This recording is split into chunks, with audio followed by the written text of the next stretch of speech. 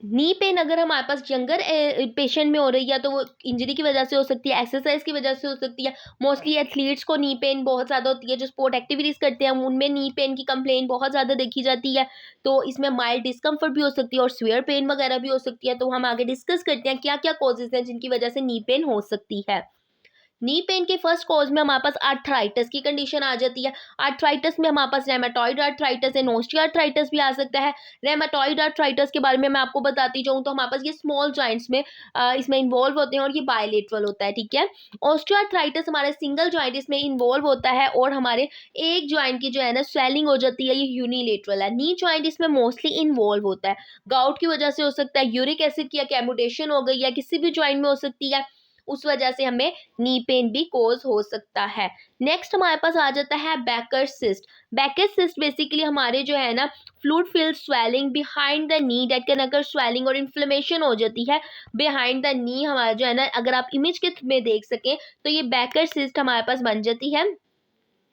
इसमें क्या है, fluid fill behind the knee जो है ना स्वेलिंग हो जाती है, इस वजह से भी नी पेन कोज हो सकती है। बैकर सिस्ट का बहुत सी बार क्वेश्चन भी पूछा जाता है, व्हाट इज बैकर सिस्ट। तो बैकर सिस्ट इन नी पेन हमारे पास क्या है, बिहाइंड द नी क्या है, स्वेलिंग हो गई या फ्लूइड फिल्ड हो गया।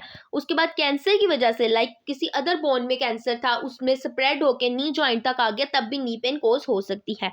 अब आप इस इमेज में देखें, इसमें भी हम डिस्कस कर लेते हैं कि किन किन वजूहात की वजह से नी पेन कोज हो सकती है, जिसमें सबसे पहले आ जाता है कोलेटरल लिगामेंट इंजरी। लिगामेंट की इंजरी बहुत ज़्यादा कॉमन है। तो लिगामेंट में अगर कोई इंजरी हुई है, कोई टीयर आ गया है, टॉर्न आ गया है, किसी भी ग्रेड का हो सकता है, ग्रेड 1 से ग्रेड 3 तक का हो सकता है, कंप्लीट टीयर हो सकता है। तो अगर तो टीयर आ गया लिगामेंट में तो भी इंजरी कोज हो सकती है। नी आर्थराइटिस की वजह से हो सकती है। इसके अलावा क्रूशिएट लिगामेंट इंजरी, क्रूशिएट भी क्या है, हमारे पास लिगामेंट है, उसकी इंजरी हो सकती है। पटेलोफेमरल पेन सिंड्रोम हो सकता है। पटेलोफेमरल पेन सिंड्रोम बेसिकली हमारे पास पटाला रीजन पे पेन कोज होती है, front of the knee patella region जो है वहाँ पे पेन कोज होती है, ठीक है। इसके अलावा हमारे पास इलियोटिबियल बैंड सिंड्रोम की वजह से पेन हो सकती है। Iliotibial band tibial band syndrome basically हमारे पास ये एथलीट्स और जो स्पोर्ट एक्टिविटीज करते हैं उनमें कॉमन है। आउटसाइड द नी हमें पेन कोज होती है, ठीक है। ये हमारे पास कुछ कॉजेज हैं जिसकी वजह से पेन कोज हो सकती है, नी पेन अगर हो सकती है। ओवरऑल अगर हम देखें, नी पेन बुर्साइटिस की वजह से हो सकता है, बुर्सा की इन्फ्लेमेशन आर्थराइटिस की वजह से हो सकता है, जॉइंट्स में इन्फ्लेमेशन हो जाना, tier in the ligaments, ligaments का टीयर हो जाना, टॉर्न हो जाना, उस वजह से हो सकता है। ऑस्टियोआर्थराइटिस की वजह से हो सकता है। ऑस्टियोआर्थराइटिस मींस के नी में जो स्पेस है उसकी रिडक्शन हो जाना। इन्फेक्शन की वजह से नी पेन कोज हो सकता है।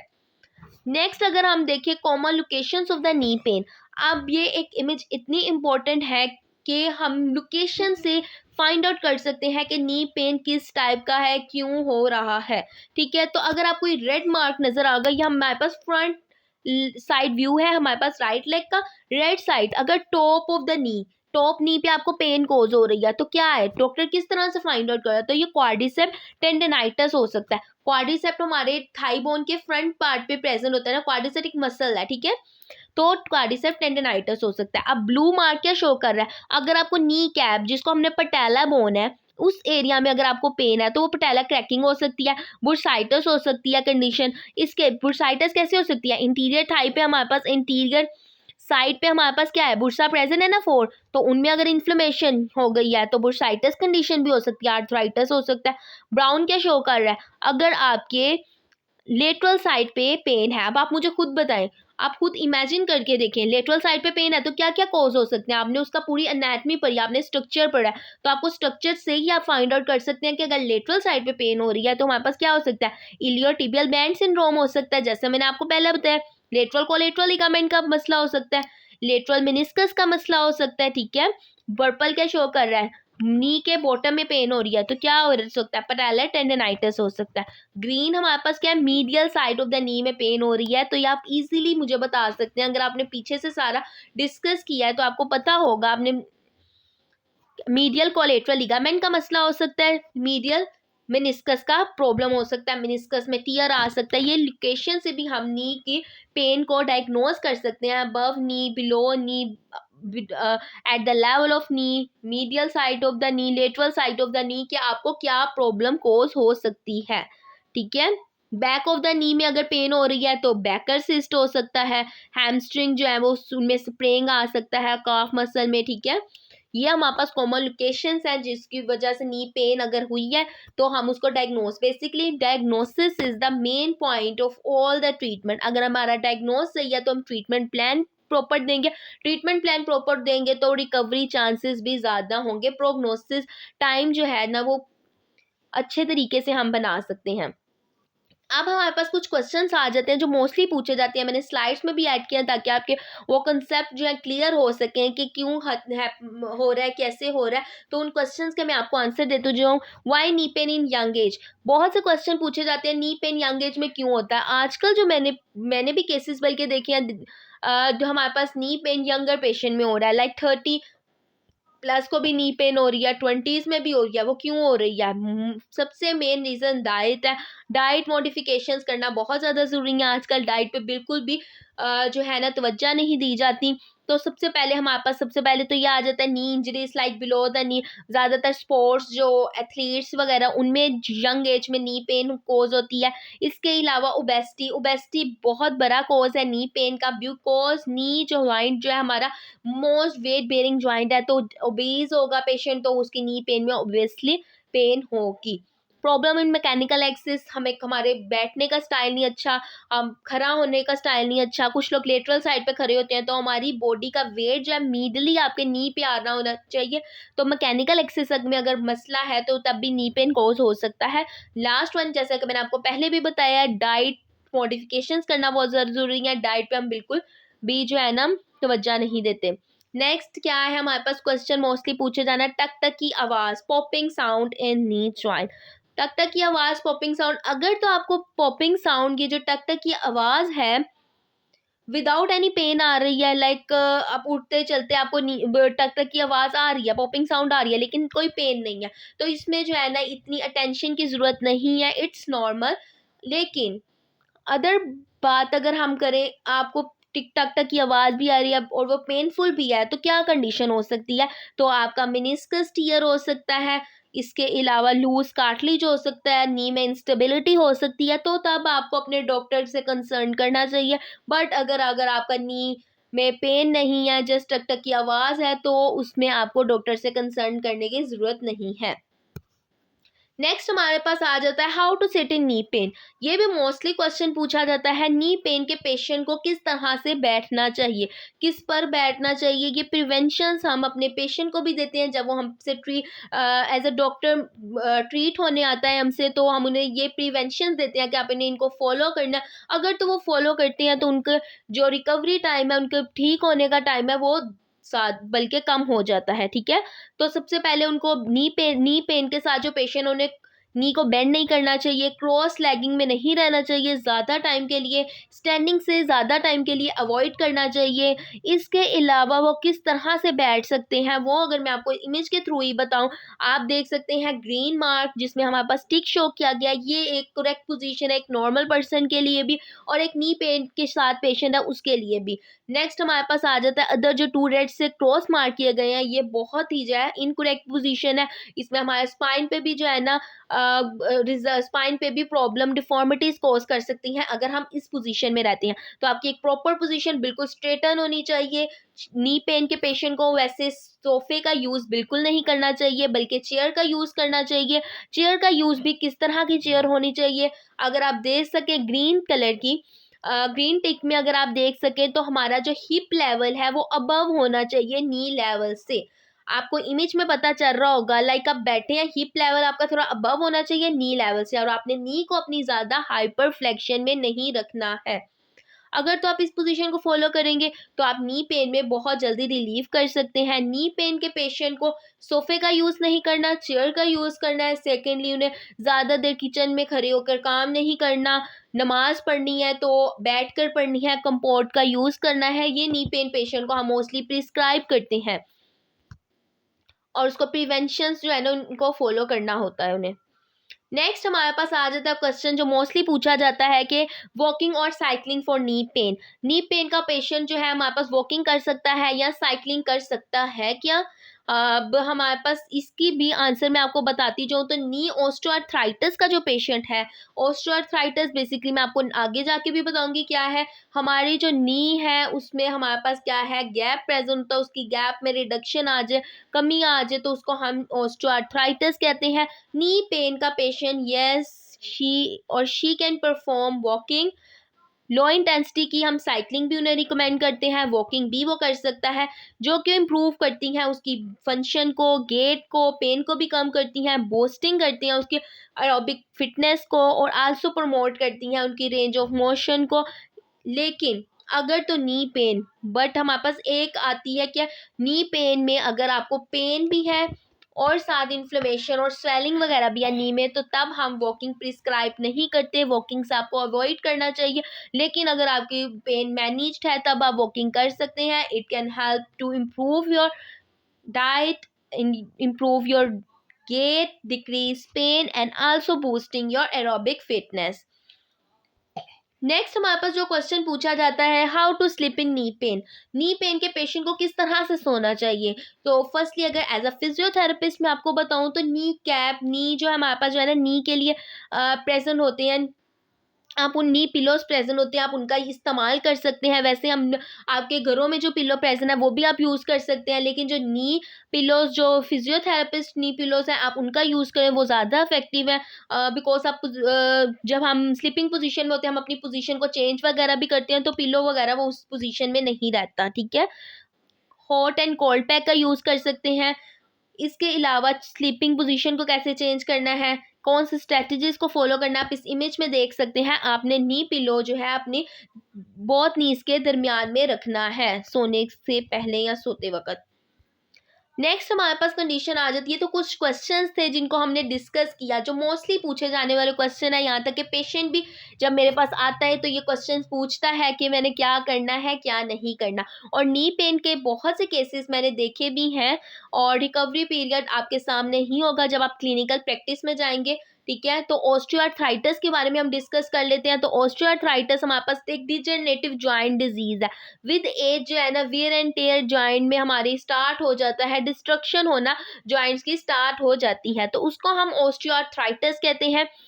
ऑस्टियोआर्थराइटिस में जो, अगर मैं आपको इसका एक्सरे दिखाऊं, नॉर्मल हमारे पास अगर आप एक्सरे देखें, अब आपको नी पेन आप पढ़ रहे हैं तो आपको एक्सरे भी पढ़ना आना चाहिए नी का। नी की जो जितनी भी पेन्स है, हम किस तरह से उसको डायग्नोज कर रही है, तो उसके बारे में आपको पता होना चाहिए। ऊपर आप देख सकते हैं फीमर है, नीचे हमारे पास टिबिया है, फेबुला है, लेटरल एपिगोंडाइल है, मीडियल एपिगोंडाइल है, ठीक है। हमारे पास इन बिटवीन इसके मिनिस्कस भी प्रेजेंट होते हैं, लिगामेंट्स प्रेजेंट है। अब एक चीज़ बहुत ज़्यादा कॉमन है, कुछ लोग जो है एक्सरे से बता देते हैं कि इन आपको लिगामेंट्स की प्रॉब्लम है, जबकि एक्सरे में हमें सिर्फ और सिर्फ बोन्स नजर आती हैं। लिगामेंट टीयर्स हो गए, मिनिस्कस टीयर हो गए, बुर्सा हो गए, हमें एक्सरे में ये चीज़ नज़र नहीं आती है, ठीक है। बट आपको कुछ लाइक कह रहे हैं कि वैसे जो है with experience as a doctor बता सकता है, लाइक उसने एक्सरे देखा है, एक्सरे में ये चीज़ होगी कि उस बोन्स वगैरह बिल्कुल करेक्ट है, तो वो जस्ट इमेजिन कर सकता है या विद एक्सपीरियंस बता सकता है तो कि आपको इस चीज़ का टीयर हो सकता है, इस लिगामेंट का टीयर हो सकता है जिसकी वजह से पेन आ रही है। बट लॉजिकल हम बात करें, एक्सरे हमें कभी नहीं बताता कि लिगामेंट्स वगैरह शो ही नहीं हो रहे होते, जस्ट हमें बोन्स शो अप हो रही होती हैं एक्सरे में। तो लिगामेंट्स हम नहीं बता सकते कि किसका टीयर है एक्सरे में, ठीक है। नॉर्मल अगर हम देखें एक्सरे तो हमारे पास जॉइंट में स्पेस प्रेजेंट होती है, ठीक है। हमारी जो बोन्स है उसने कवर किया कार्टिलेज को, और इसमें स्पेस प्रेजेंट है, जैसे कि मैंने आपको पहले ही बताया था, knee joint is a synovial joint. तो ऑस्टियोआर्थराइटिस कंडीशन में क्या होता है, नैरो हो जाती है जॉइंट स्पेसिस, और बोनी बम्प्स बन जाते हैं, बोन स्पोर्स बन जाते हैं। और साथ ही साथ आप इस इमेज में देख सकते हैं हमारी जो नी का गैप है बिल्कुल रिडक्शन हो गई है। तो ये तो फर्स्ट साइन होता है जिसमें हम फाइनली डायग्नोज करते हैं कि हमारी नी में जो है ना नी ऑस्टियोआर्थराइटिस की तरफ जा रहा है। बोन स्पॉट्स बन जाते हैं, बोन के लाइक नॉक्स निकलना स्टार्ट हो जाती हैं, जिसको हम ऑस्टियोफाइट्स भी कहते हैं। अगर आपको इसकी सिम्टम्स देख सके, पेन होगी, स्टिफनेस होगी, टेंडरनेस होगी, लॉस ऑफ फ्लेक्सिबिलिटी होगी, बोन स्पॉट जिसको हम ऑस्टियोफाइट्स कहते हैं, और स्वेलिंग कोज होगी हमारी बोन में। Then with x-ray we also diagnose that कि ये हमारे पास ओए का पेशेंट है। But don't need to worry, OA के लिए भी हमारे पास बहुत से अदर ट्रीटमेंट्स आ गए हैं जिसमें हम इजीली पेन को मैनेज कर सकते हैं, पेशेंट की कंडीशंस को, उसकी लाइफस्टाइल मॉडिफिकेशन कर सकते हैं। हाउ टू डायग्नोज, एक्सरे करवा सकते हैं। अगर लिगामेंट्स को हमने डायग्नोज करना है, लिगामेंट का कोई टीयर है, मेनिस्कस का टीयर है, तो एमआरआई करवाएंगे, सीटी स्कैन करवाएंगे, ज्वाइंट फ्लूइड कल्चर करवाते हैं जिसमें हम फ्लूइड लेते हैं नी से और एग्जामिन करते हैं अंडर माइक्रोस्कोप। नेक्स्ट हमारे पास आ जाती है diet for knee pain patients. Diet modification बहुत ज़्यादा ज़रूरी है जिसका हम आजकल बिल्कुल भी हाल नहीं रखते, इसीलिए यंगर एज में आपको नी पेन के चांसेस ज़्यादा हो जाते हैं। तो डाइट नी पेन के पेशेंट को हम क्या प्रिस्क्राइब करते हैं, जैसे हमने उसमें लाइफस्टाइल मॉडिफिकेशन बताते हैं कि सीटिंग आपने ऐसे करनी है, स्लीपिंग आपने ऐसे करनी है, इसी तरह हम उन्हें डाइट मॉडिफिकेशंस भी बताते हैं कि वो फैटी फिश का यूज़ करें, ओमेगा 3 फैटी एसिड्स का यूज़ करें, ऑलिव ऑयल का यूज़ कर सकते हैं। बोन्स की ग्रोथ को इम्प्रूव करने के लिए, डिजनरेशन से बचाने के लिए विटामिन डी हम उन्हें प्रिस्क्राइब करते हैं। विटामिन डी में हमारे पास कौन से फूड्स आ जाते हैं, लाइक चिया सीड्स आ जाती हैं, एलमंड्स आ जाते हैं, फिशेस आ जाती हैं। इसके अलावा विटामिन सी भी हम उन्हें प्रिस्क्राइब करते हैं, एडवाइस करते हैं कि वो विटामिन सी का यूज़ करें। विटामिन सी में हमारे पास क्या आ जाता है, सिट्रस फूड आ जाते हैं। विटामिन सी बेसिकली हमारी कार्टिलेज जो है उसकी रीजनरेशन करवाता है, हमारे कार्टिलेज में उसकी जो है डिजनरेशन स्टार्ट हो जाती है तो उसकी रीजनरेशन में हेल्प करता है। ओमेगा मैग्नीशियम रिच फूड्स का हम उन्हें यूज़ करवा सकते हैं नी पेन के पेशेंट को, लाइक बनाना, डार्क चॉकलेट्स होगी, कोलेजन रिच फूड्स हो गए।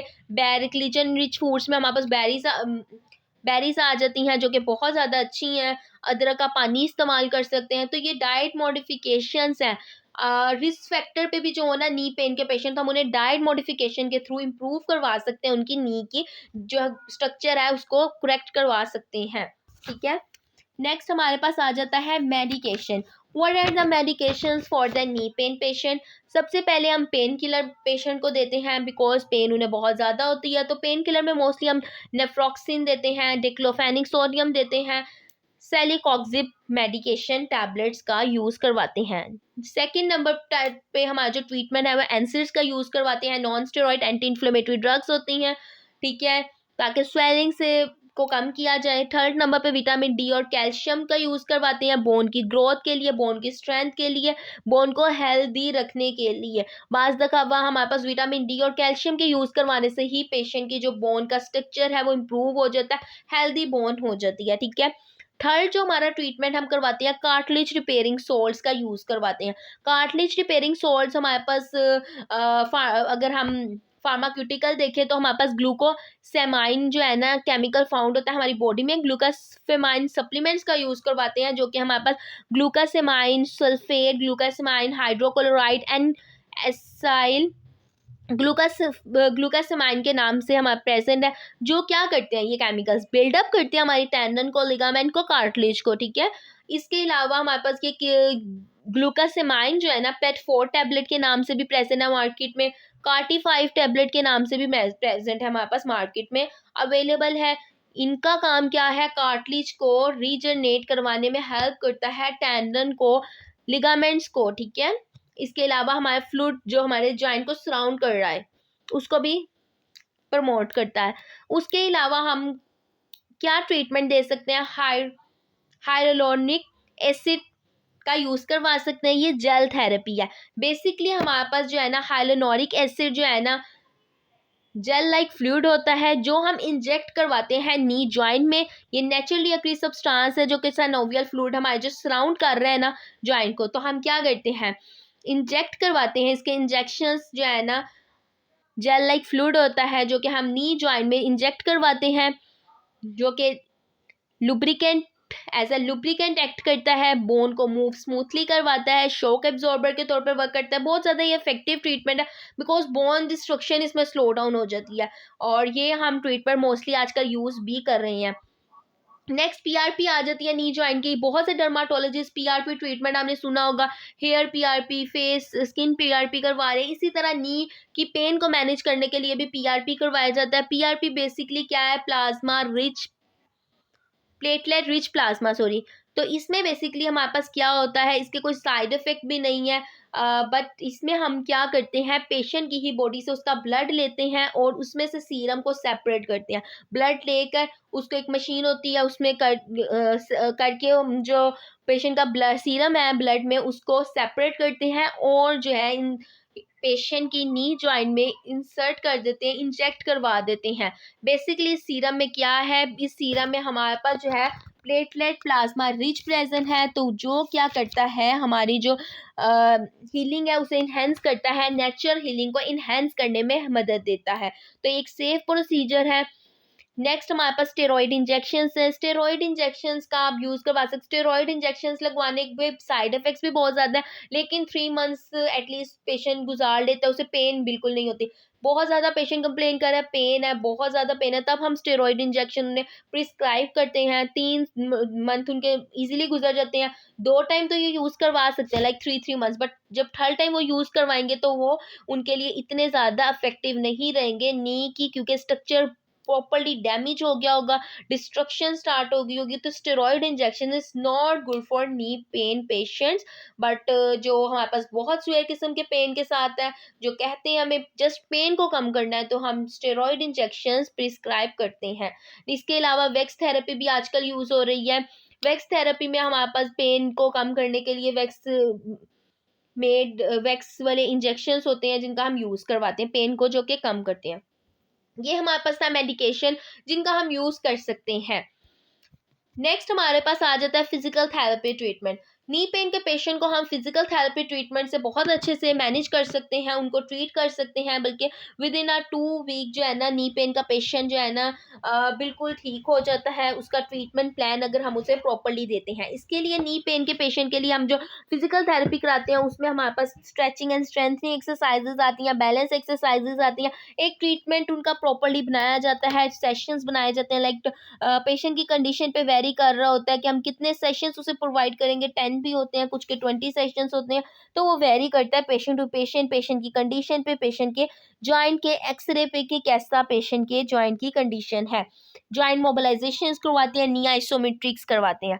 एक्सरसाइजेस आप कुछ देख सकते हैं जिसमें स्ट्रेट लेग रेस आ जाता है, सिंगल लेग बैलेंस आ जाता है, वॉल स्क्वाट्स आ जाते हैं, सेटअप आ सकता है, स्ट्रेंथनिंग करवाते हैं, मसल्स की स्ट्रेंथनिंग करवाते हैं मोस्टली। ठीक है, तो ये हमारे पास फिजिकल थेरेपी ट्रीटमेंट है। मोस्ट प्रोबेबली 80 to 90% पेशेंट हमारे पास फिजिकल थेरेपी से ट्रीट होके जाता है, and it's my personal experience. Last stage हमारे पास आती है सर्जरी की। जाहिर सी बात है, अब हम ट्रीटमेंट पढ़ रहे हैं, हमने डाइट मॉडिफिकेशन पढ़ी, मेडिकेशन पढ़ी, इसके अलावा फिजिकल थेरेपी पढ़ी, लास्ट स्टेज आ जाती है सर्जरी। सर्जरी बेसिकली हम अपन ऑर्थोपेडिक्स जो है वो प्रिस्क्राइब करते हैं जब पेशेंट का जॉइंट बिल्कुल डिस्ट्रक्ट हो जाता है, उन्हें फिजिकल थेरेपी से कोई आराम नहीं आ रहा, मेडिकेशन से कोई आराम नहीं आ रहा, तो लास्ट स्टेज में हम उन्हें फिजिकल थेरेपी सर्जरी जो है ना उन्हें प्रिस्क्राइब करते हैं। डिफरेंट सर्जरीज परफॉर्म की जाती हैं, ऑर्थोपेडिक परफॉर्म करते हैं। लाइक आप इस इमेज में देख सकते हैं, ज्वाइंट बिल्कुल डिस्ट्रक्शन हो गई है, कार्टिलेज बिल्कुल डैमेज हो चुका है, बोन बिल्कुल प्रोमिनेंट है, बोनी बम्प्स बन चुके हैं, स्पर्स बोनी स्पोर्स बन चुके हैं, तो उसमें हम क्या करते हैं, तो अब ये आप इस इमेज में देख सकते हैं, तो ये नी जॉइंट रिप्लेसमेंट है, टोटल नी जॉइंट जो है ना रिप्लेसमेंट हुई हुई है। डिफरेंट सर्जरी होती है लाइक मिनिस्मेक्टोमी, जिसमें हमारे पास मिनिस्कस को जो है ना उसको ट्रीट किया जाता है। मिनिस्कस रिपेयर, मिनिस्कस में टीयर आ गया तो उसको रिपेयर किया जाता है। मिनिस्कस ट्रांसप्लांट, मतलब मिनिस्कस बिल्कुल डैमेज हो गया तो उसको ट्रांसप्लांट करके अदर आर्टिफिशियल मिनिस्कस जो है ना उसमें नी जॉइंट में डाला जाता है। तो डिफरेंट हमारे पास जो है ना सर्जरीज आती हैं जो पेशेंट टू पेशेंट वेरी करती हैं और परफॉर्म हम करवाते हैं। नेक्स्ट हमारे पास recovery, knee replacement surgery recovery. Assistive devices का यूज़ करवाते हैं फ्यू डेज के लिए। Physical therapy before surgery and after surgery is very important. After surgery ज़्यादा इंपॉर्टेंट होती है ताकि नी जो है बिल्कुल फिक्स अप ना हो जाए। लाइक मैंने अब आपको एग्जांपल दूं तो मैंने एक ऐसा पेशेंट भी ट्रीट किया, लाइक वो बिल्कुल छोटा बच्चा था जिसने जो है ना उसकी नी की सर्जरी हुई, तो उसके बाद उसने बिल्कुल मूवमेंट नहीं की, जिसकी वजह से उसकी नी बिल्कुल स्टक हो गई, नी लॉक हो गई।